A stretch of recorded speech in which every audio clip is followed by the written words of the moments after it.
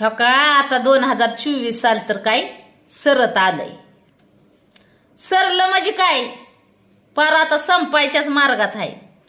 तर आता 2024 साल सरणार आणि 2025 साल सुरू होणार. तर आता 2024 मध्ये कळत न कळत आपल्याकडून काय नाही काय चुका तर झालेल्याच असणार. झालेल्या असणार म्हणजे काय झाले त्याच. तर आपण त्याची माफी अजिबात मागायची नाही. का म्हण मागायची? काय कारण येतं मागायची? आपण का म्हण बारक्या बापाचं व्हायचं? अजिबात व्हायचं नाही. ज्याची चुकी नाही चटती माफी मागल. आपण काय लय मोठा गुन्हा नाही केला चुका करून.